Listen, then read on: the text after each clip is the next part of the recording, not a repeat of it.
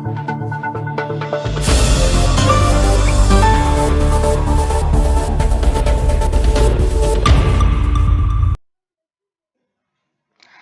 un contexte où les opportunités semblent rares, certains font un choix différent, celui de transformer leur savoir en source de revenus.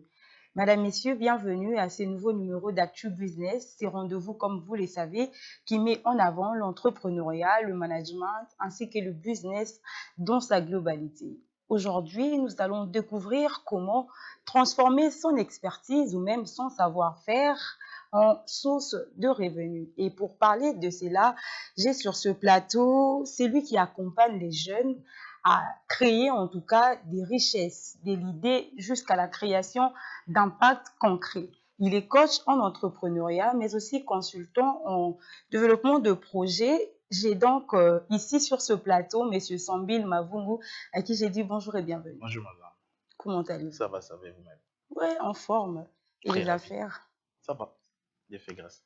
Alors, je disais déjà que vous êtes accompagnateur de jeunes, Ouais. de l'idée à la création des richesses. Avant d'aller plus loin, comment ça vous fait d'accompagner en tout cas la multitude de tous ces jeunes? Ben, je dirais que c'est un sacerdoce.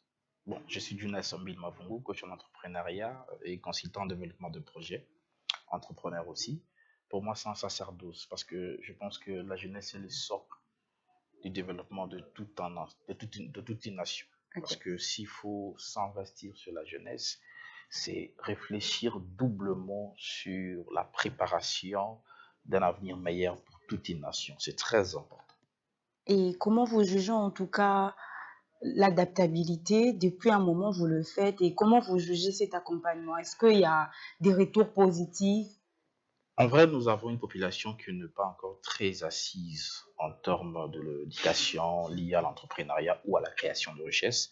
Donc, ce que nous sommes en train de faire, nous sommes en train de poser des jalons pour accompagner cette population, surtout la jeunesse, à pouvoir comprendre le bienfait de l'entrepreneuriat, parce que l'entrepreneuriat, c'est un moteur efficace pour le développement d'une nation. Alors, il y a encore un grand travail à faire. Ce qui est vrai, nous avons quand même de résultats positifs, mais je dirais à 25%. Okay. Oui, parce que notre système éducatif ne nous permet pas de pouvoir avoir un résultat plus de 50%. Je suis très heureux d'être à Edic Télévision. Okay. Je pense que c'est une chaîne ancrée sur l'éducation. Oui, je pense à que thématique c'est un éducation. plaidoyer que j'ai toujours proposé, pouvoir modifier notre système éducatif pour que nous ayons au moins des cours de l'entrepreneuriat. L'insertion depuis les bas âges. Exactement, à partir de l'école primaire, c'est très important. Alors, ces manques des propositions de ces cours d'entrepreneuriat à partir de l'école primaire fait en sorte que nous nous retrouvons avec des adultes qui n'ont pas de la culture entrepreneuriale. Exactement. Alors, il faut prendre quelqu'un à l'âge de 18 ans, 20 ans, certains même 30 ans pour le faire comprendre c'est quoi l'entrepreneuriat. Exactement, c'est un grand travail. C'est un grand travail, mais ce qui est vrai, à 25% déjà, c'est un bon travail et c'est un bon résultat. Et ce qu'il y a de mieux, il y a quand même plusieurs programmes du gouvernement depuis presque 7 ans. Plusieurs structures mises en place. Qui accompagnent les entrepreneurs. Vous savez, depuis que le Congo est Congo, nous n'avons jamais eu plusieurs projets d'entrepreneurs comme ce que nous avons à ces moments depuis presque 5-6 ans. Okay. Chaque année, il y a 2-3 grands programmes d'entrepreneuriat de jeunes qui accompagnent, qui financent, qui outillent, parce que le problème, c'est pas que le financement. Le plus grand problème de l'entrepreneur congolais, c'est la capacitation. Raison pour laquelle le gouvernement a mis les 3 C. Il y a la capacitation, il y a les crédits, et puis ça permet en sorte qu'un jeune a la capacitation. Il y a la PROSEM qui s'occupe de la capacitation, il y a le FOGEC du côté crédit, et puis il y a la NADEC. Parce que c'est important de comprendre ces 3 C, et cela permet à chaque jeune d'être accompagné du début jusqu'à la fin. Alors, je pense que nous y reviendrons et nous en parlerons d'ailleurs au cours de cette émission en long et en large. Mais seulement, on constate depuis un moment l'essor entrepreneurial où on peut dire que c'est vraiment visible. Est-ce que nous pouvons juger cela de précipitation ou on a simplement compris qu'il faudrait, malgré ces retards, se remettre sur le rail? Moi, je suis choqué à chaque fois que les gens disent que le jeune Congolais se précipite dans l'entrepreneuriat. Un pays de près de 100 millions d'habitants. un pays de près de 80 millions d'hectares de terres arables, un pays avec plus de 50 métaux précieux, avec de matières premières, un scandale géologique.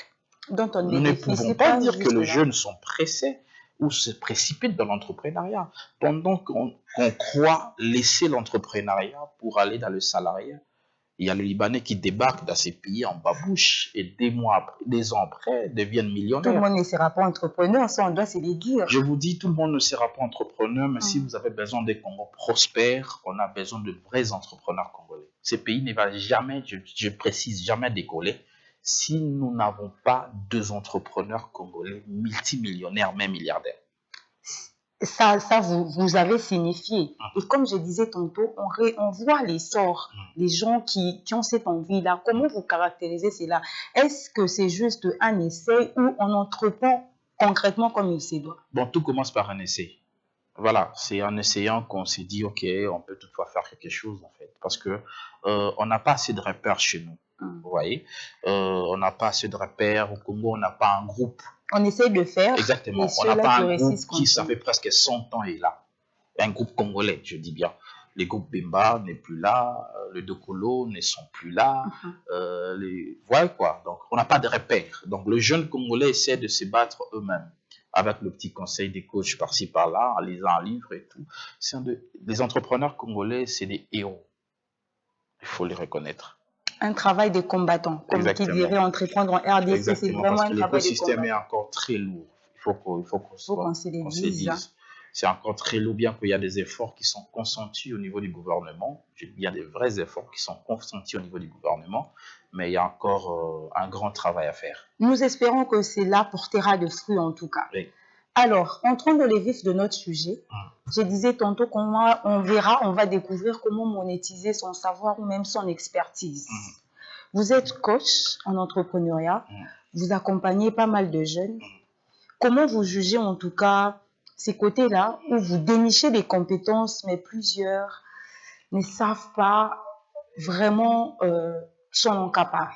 Alors, le premier investissement à faire, c'est l'investissement dans l'homme congolais. Parce qu'Albert Jacquard a dit, il n'y a pas de tête à couper, il n'y a que de tête à changer. La première richesse du Congo, c'est son capital humain. Donc l'homme est la première richesse du Congo. Donc la première chose à faire, il faut développer l'homme congolais. En développant l'homme congolais, vous donnez la possibilité à cet homme, donc quand je parle d'homme, je prends les grands H, donc hommes et femmes, de pouvoir exploiter son potentiel. Nous devons nous poser la question, est-ce qu'avons-nous suffisamment de compétences et d'expertise pour porter un grand pays comme le Congo? Je crois non. Si aujourd'hui, on se décide d'industrialiser tout le secteur de ces pays, avons-nous suffisamment de Congolais outillés à travailler dans ce secteur? Non. Par exemple, si vous partez dans le mining jusqu'à présent, nous importons de la main-d'œuvre de la Zambie.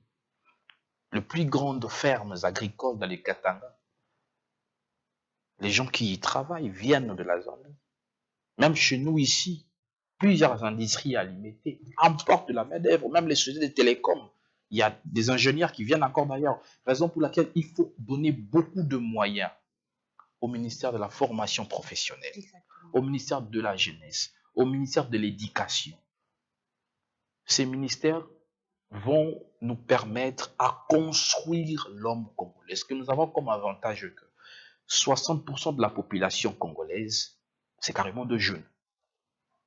C'est un avantage énorme. Ailleurs, la population est vieillissante. Mais nous, on a une population jeune. Qui a de la force, exactement, qui peut se former et puis ces jeunes qui peuvent transformer ce que nous produisons. Écoutez, la recette de la richesse est simple. Le pays développé ou le pays industrialisé transforme ce qu'il produise avant l'exportation. Nous, nous exportons sans transformer. Les bois qui proviennent de l'Équateur sont exportés, sont transformés, et puis ces bois revient ici sous forme de meubles, comme ça on vous dit 1000 dollars, 2000 dollars, avec une valeur ajoutée. Mais si on a la possibilité de pouvoir transformer cela ici, ça sera très intéressant. C'est quoi les couacs exactement? Raison pour laquelle j'ai beaucoup apprécié les sujets, comment monétiser son expertise. Exactement. Pour monétiser son expertise, il faut savoir c'est quoi son expertise, ce qu'on peut donner. C'est que j'ai quoi détiens. exactement, qu'est-ce que tu as comme potentiel. Raison pour laquelle moi j'ai toujours plaidé pour un plan national de la formation professionnelle. C'est anormal de voir un jeune de Boudiala rêver de devenir juriste. Tandis que là où il est dans les sites d'Oubangui, il y a du potentiel en termes de bois, il y a du potentiel agricole. S'il y a un plan national de la formation professionnelle où le ministère, à travers le gouvernement, va mettre en place des centres de formation dans les 26 provinces. Ces centres de formation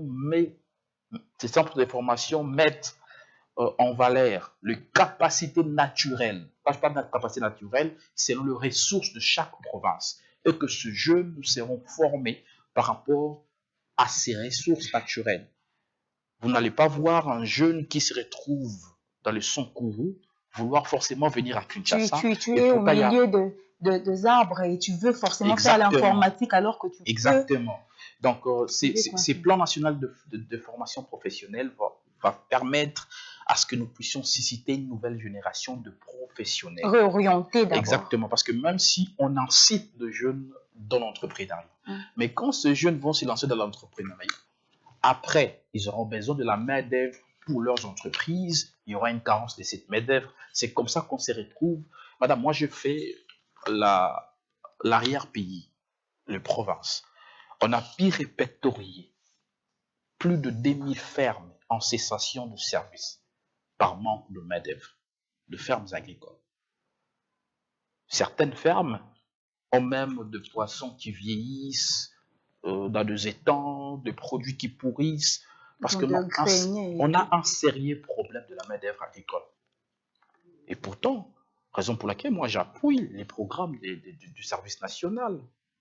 Ne nous arrêtons pas qu'à prendre le jeune ex-Koulouna pour le service national.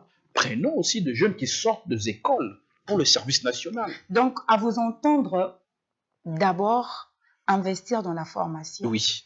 Puisque aujourd'hui, on s'est dit, OK, même si j'investis dans la formation, comment investir, entreprendre ou même lancer un business en capital. Voyez ce que le général Kabwika a fait avec 2 millions. J'ai appris que c'est 2 millions de dollars qu'on lui a donné. Voilà ce qu'il a fait avec 2 millions de dollars. Imaginez-vous un plan national avec, prenons, 200 millions de dollars pour former de jeunes pour le métier du futur. Parce qu'il faut savoir c'est quoi le métier du futur. Vous voyez? Et qu'on a de jeunes qui peuvent travailler dans les champs, qui peuvent travailler dans les industries, dans la mécanique, dans la menuiserie, dans la maçonnerie. Mais cela demande d'abord cette volonté-là personnelle. Les jeunes Congolais ont une volonté énorme, je vous assure. Moi, je suis en contact permanent avec le jeune Congolais. Il y a de la volonté. Mais seulement, ces jeunes ne sont pas encadrés et accompagnés. Vous savez, je vais vous dire une chose. Regardez ce que le service national fait. Il y a certains Koulouna qui ont refusé de partir, non? Quand ils ont vu leurs frères revenir avec un métier, qu'est-ce qu'ils se disent? Ah, Naboyaro Kende, Yakenda Kiazongina Moussalaba, moi quelque chose. Automatiquement, il s'est dit, Nakende. Je dois s'y mélanger. Exactement. Donc, si on lance un programme d'insertion de jeunes, que ce soit ceux-là qui sortent des universités ou des écoles et tout, ceux-là qui ne voudront pas y participer, 2 ans, 3 ans, ils vont voir le résultat. C'est que les autres sont devenus.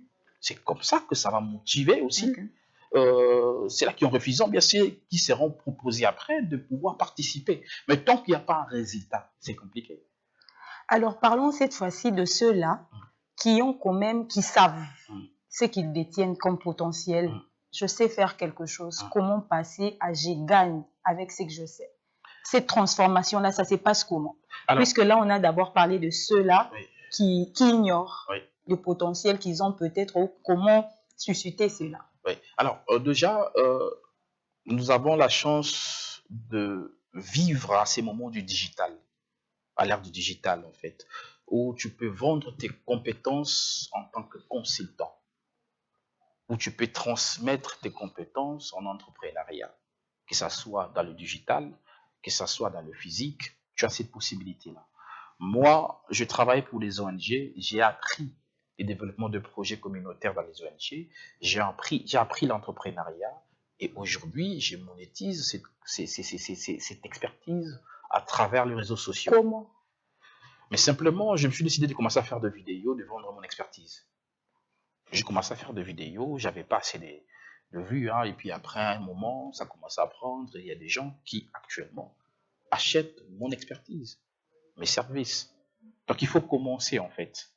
Voilà. Donc, y a-t-il un critérium? Y a-t-il un critérium, en tout cas, qui oriente, hein, un critérium qui oriente ou même qui permet aux jeunes, tu t'es dit, ok, j'ai telle compétence, mais il faut que je fasse telle chose pour peut-être transformer cette compétence-là en revenu. La résilience. Et puis être perfectionniste. Il faut savoir se perfectionner. C'est former continuellement. Oui, il faut continuer à apprendre, c'est important. Moi, je suis un apprenti éternel. Un éternel apprenti. Donc, il faut continuer à apprendre. Il faut continuer à se forger, c'est très important. Moi, je pense que je suis juste un petit coach en entrepreneuriat pour ma population du Congo. Parce que c'est ça, en fait, mon fardeau, c'est ça ma mission. J'essaie de booster le jeune. Mais moi-même, j'essaie aussi de me surpasser parce que je suis entrepreneur aussi. Okay. J'ai des projets qui marchent et qui d'autres ne marchent pas. Alors, même moi qui suis entrepreneur, même moi qui suis coach en entrepreneuriat, j'ai eu plusieurs échecs. À ces moments que je vous parle, je suis d'ailleurs en plein gourmet entrepreneurial parce que je viens d'avoir un échec. Nous allons y revenir en tout cas au cours de cette émission. Madame, messieurs, vous êtes à la maison. En tout cas, nous sommes en train de mettre en avant en tout cas tout ce qui est savoir-faire, expertise, mais pas seulement le mettre en avant. Nous découvrons comment le transformer en source de revenus, puisque nous avons dit tantôt que plusieurs ont de compétences, plusieurs ont de talents, mais ne savent pas comment les monétiser. Et au cours de cette émission, en tout cas, et vos agendas à côté, vos carnets, pour noter tout ce qui est stratégie afin de pouvoir, en tout cas, transformer en revenus vos compétences ou même votre savoir-faire. Ok, alors, vous dites tantôt que vous êtes en train de passer un gourmet entrepreneurial, puisque quand on parle entrepreneurial, les gens voient toujours de roses et tout, alors qu'il y a aussi des épines. Il y a aussi des épines. Alors, comment ça se passe exactement ou même quelle est la cause qui peut conduire un projet bien élaboré à une chute ou même à un échec? Alors, dans l'entrepreneuriat, le gourmet entrepreneurial, c'est les alarmes qui te permettent à pouvoir s'orienter autrement. Moi, j'ai connu le plus grand échec, c'était avec le business de braise. D'abord, je faisais le business de braise, j'ai arrêté. Là, on dit qu'il y a des gains à 100%. C'est compliqué, hein. Peut-être prochainement, on va bien en parler. J'ai connu des grosses pertes, des très grosses pertes. J'ai arrêté parce que je devais protéger la nature. Donc, j'ai arrêté la déforestation, c'est pas bon, j'ai arrêté. J'ai connu de grosses pertes d'abord là-bas parce que tu te réveilles un matin, la personne qui travaille avec toi, tu avais donné l'argent pour une production de 800 sacs, vous vous retrouvez avec 150 sacs, et puis il y a des affinités, famille, tout ça, au tiki. Vous voyez, à ces moments ici, parce que j'ai une entreprise actuellement qui est dans la sous-traitance agricole, Mumbongo Corporations, et puis nous avons la partie de la production agricole. On a fait le pastèque, les concombres, les aubergines et les courgettes. On n'a pas eu les résultats probants. D'abord, l'année passée, on a eu sec. L'étude était mal faite. Voilà. Il y avait un problème d'expertise. Ça veut dire qu'on devait faire le pastèque en contre-saison, la saison sèche. Il y avait une rivière à côté pour faire l'irrigation. Là, c'était l'année passée. On s'est dit, ok, tout ça, là, et tout et tout. Et puis, tout comme il y a pique, il y a pouf. Maïkaouki. Place au bien dans Maïzati. On reprend. Et puis, cette année encore, on a fait. Mais cette année, on a eu quand même une production, mais c'était vraiment très bas. Tout ça, j'ai continué de noter. Et à ces moments, je suis sous pression aussi. Hein. Parce que quand tu travailles sur un projet de ces gens, il y a des partenaires de part et d'autre. On comprend qui attendent le résultat. Sous pression. Je dois le dire parce que les gens doivent comprendre que cette pression et ça une possibilité. Il y a qu'au bon lobby. C'est ça en fait le chemin d'un entrepreneur. Ils ont failli tes alaka, échec tes alaka, réussite tes alaka. Il y a un autre réussite faire un effort de rentabiliser avec cette réussite-là. Il y a bomba bomba, il y a diversifier de part et d'autre. Pour ce mon échec et qu'il y a, au bomba qui wana au combler ba vide. Ok. Je te dis à ce moment, je vis un gourmet. Gourmet entrepreneurial. Oui, j'ai fait la production de pastèques, concombres et tout qui n'a pas vraiment marché. Tout est qui m'est mis bien, mais les investisseurs ou le partenaire attendent un résultat. Ils veulent les gains. Voilà. Ils attendent un résultat. Qu'est-ce qu'il faut faire? Autre lycée, bango, donc attendez, posez la moi un mois, tout bac, ça les sous moi production, sous moi côté, tout ça là qui moi investissement, tout bien d'accord. C'est ça la vie d'un entrepreneur. C'est ça la vie d'un entrepreneur. Il faut se battre à pouvoir résoudre tes problèmes. Et bah, gourmet ou un entrepreneurial, il y a un ça la lobby. N'a pas qu'échec point les cambo. Sur le partenaire, travailleur moyen, a présenté le même signe de mon toi, c'est ça que RR n'a passé. Maman, mais si tu n'as pas de gourmet entrepreneurial, vous voyez, bah, avancer. Donc, ça fait partie de la vie d'un entrepreneur. L'échec ne vient pas pour te détruire. L'échec est la plus grande leçon. Comme on dit, dans le chemin de l'entrepreneur, ton plus grand élément de motivation, c'est le client non satisfait. C'est-à-dire qu'il dit, client wayabi qui n'a CPLT pour le coup zangi, ne permet ou améliorer produit. Mais sur le terrain, produit par bateau, il va bien, tu vas pas t'améliorer. Exactement. Alors, puisque vous avez connu ces cas-là, au Kutani Naka Oyo, gourmet entrepreneurial et Kangio, ou investir, mais épicité. Quelles sont les causes? Au partager expérience, on a un jeune mot pour Zolanda aussi, alerte déjà. Exactement. Quand on se lance, il y a telle chose à éviter. C'est vrai qu'il y a des particularités, mais généralité est ça. La généralité ni ne ko partager na ba jeune peut permettre vraiment ba vivre gourmet entrepreneurial. Bon, le problème que gourmet entrepreneurial n'est yaka et qu'on a raté. Et ça le roi gourmet bolingo yo kutena Alex ya kutena Tony. Et ça différent parce qu'Alex n'a Tony abota pas mon côté ba la comportement mon côté. Et ba na raté. Mais seulement il faut que ça l'effort na parcours au modifier donc ça veut dire suivi à la madame. Évaluation à la madame. Suivi, évaluation. Préparation surtout. Aux hommes, on a préparation surtout. Mais aussi une chose, au Congo, remplir la case Nyon Sowana, automé na gourmet parce que catastrophe naturelle peut être. On appelle ce simplement simple. J'ai un ami qui lui avait produit des tomates, à remplir toutes les conditions, mais coïncider dans un moment où nous là Congo central qui n'a pas embouteillage à 2 jours. Marchandises épaulées. Et ça, gourmet. Il faut que il faut remplir les conditions, mais catastrophe économique. Donc, on réduit en excès. En excès. Et BBC ba culture nyonso. Parce qu'il y a des cultures aussi en moule et ça n'a pas belleté. Ce moule bêtis 2-3 jours et la nisi boumi culture nyonso. On peut payer et puis qu'on ma game nyonso. Vous voyez non? Donc on retient en tout cas l'évaluation, la préparation et surtout les suivis. Exactement. Alors la télévision c'est le temps en quelques minutes seulement. Vous avez un livre à côté de vous, 48 idées de business. Aujourd'hui, nous parlons en tout cas de comment monétiser son expertise. Et quand on a cette expertise-là, on a de l'argent, on voit comment investir. Quels sont les secteurs porteurs, même promoteurs dans les contextes congolais? Citez-nous 2 secteurs ou même 2 idées de business qui peuvent servir aux jeunes à la maison. Alors ça, c'est carrément le fruit de presque 10 ans de travail. J'étais sur le terrain avec les ONG. Alors, à chaque fois que je partageais les idées business sur Internet, les gens disaient que non, bah, vidéo, tu aurais pas en côté, ils ont mon athlète vidéo dans mon sauté. Et les gens m'ont proposé de faire un livre recueil pratique avec les idées business chiffrées qui répondent réellement à besoin d'un biso toi dans mon raison pour laquelle je mis en place ces livres. Le vernissage et la présentation officielle c'est le 15 août à Silicon Village à 8h. Alors, ici, je vais vous parler d'un premier secteur, qui est l'agroalimentaire. C'est mon secteur de cœur, bien qu'il y ait un gourmet, mais il y a un mingi. Parce que c'est que ça y est, et c'est que ça y est. Ce bien les ça y est, vous les soit à mais que c'est que ça y est, c'est que ça m'a cassé. C'est le premier secteur.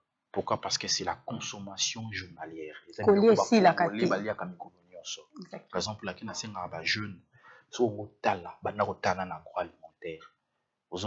Deuxième secteur, il y a le service. On a vu le service en général. On revient encore dans notre sujet. Oui, le service en général, ça veut dire que souki, décoration, formation. On a vu qu'à deux secteurs, on a vite fait. C'est les sanitaires aussi, tout ce qui est vente de produits pharmaceutiques et tout. Et tout. C'est les vestimentaires, côté Kabilamba et tout. Parce qu'on a trois secteurs phares où ils ont une potentialité, c'est l'alimentaire, le vestimentaire et les sanitaires. Parce que l'alimentaire, ça a l'air à mi-colonios. Mais quand là, tu as la deux fois, trois fois dans le mois ou une fois, tu as pété, tu as payé un mois, ça n'est pas habilité. Mais au lieu de mi-colonios, c'est surtout dans une ville où ils ont une forte capacité à consommation Kinshasa, consommation à l'écolo. Le Congo, on importe pour 3 milliards de dollars de produits alimentaires. Ils ont été comme un mi-coloniaux. Ils ont posé la question, c'est posé la question, ceux qui ont la possibilité de fournir un mbisi. Ngolo, naba, ngandantaba, nyonso eza na Afrika, Kinshasa, on a 150 ngandantaba. On a des business, c'est gratuit, vous voyez, rapidement. Ça veut dire que au Kenya, on va fermer, on va temps, il y a un mbisi, ba côté, kate, on aura un mbisi, pas na bango. Organiser, moi, moto, na moi, glacier na ciment, ou y a au livre mbisi na bateau, bateka bango, na balabala. So, on a 100 terrasses. So, au livre à terrasse, moi, comme mbisi, il y a 50 000 francs. Et qu'on a 50 000 francs, nous a peut-être 10 000 francs à bénéfice. Moni, bénéfice aux en un jour, c'est déjà bon. Ça compter, bah, week-end, les à la rapide, demande à l'écolo. Donc, ça veut dire que consommation mi coloniaux sont des besoins à monnaie à Kinshasa, des touchés na katia libre Oyo. Et bah, tout, bah, en avons pour ça, bah, recontacter Bisso, le 15, les vernissage. Entrée, ils ont conditionné car on a achat libre, ce sont 1000 livres na yo, vous avez accès à vernissage, na atelier conférence, parce qu'on va faire le vernissage, et puis dans ce cas, il y aura la téléconférence avec les experts qui vont essayer de déchiffrer la Katia.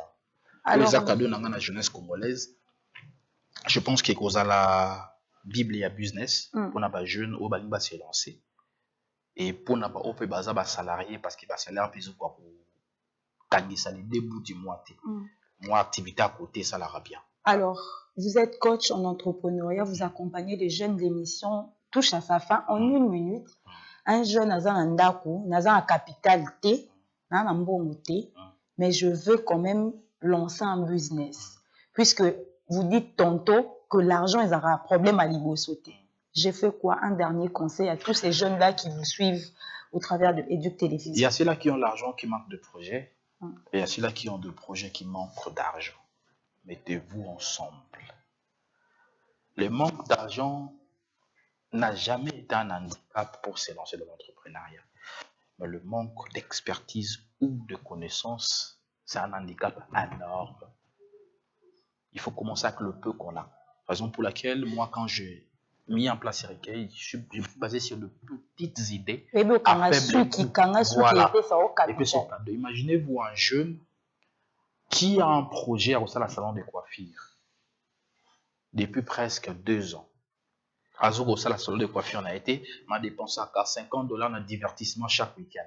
Ce qui a réduit à montant à divertissement, on a la possibilité de relancer le salon de coiffure, même avec 100 $, à tirer miroir, à tirer kit, à banana. Imaginez-vous une jeune dame qui a une expérience, il y a la sous qui est consort, m'a vu 500 $ qui est cofinancé, pas bien c'est les matricules à l'État. Merci beaucoup, Monsieur Sombil. En tout cas, c'était un plaisir de vous avoir. Merci beaucoup.